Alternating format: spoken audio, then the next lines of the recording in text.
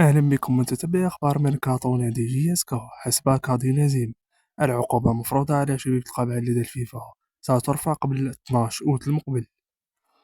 الفاف راسلت الفيفا وطالبتها بالإسراع في الإجراءات لرفع العقوبة بما أنه تم تسديد المبلغ المطلوب. زيمباور طلب من الإدارة التخلص من بندين وعوامري حيث ثنائي لم يقنعه تماما. زيمباور يطلب بحسم الأمور مع بالعيد والتحاقه بالتربص. قد يتم مواجهة منتخب وطني الأيام المقبلة في شكل مباراة ودية.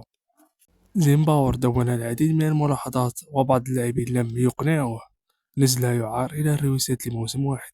بواليا منتظر اليوم والإدارة ستقرر بخصوصه. معمر وبن داود قد يعاران قبل نهاية الميركاتو. بهلول سيصل تركيا الساعة القادمة لإجراء التجارب.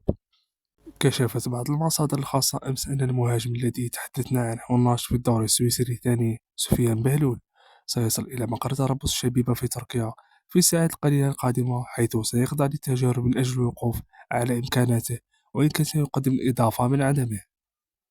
زيمباور يريد معاينته في أقرب فرصة ممكنة. هذا ويريد المدرب زيمباور أن يصل اللعب في غضون 48 ساعة القادمة من أجل أن يقوم بمعاينته، خصوصا وأن اللقاء الودي الثاني أمام الخلود السعودي لم يتبقى له سوى 72 ساعة.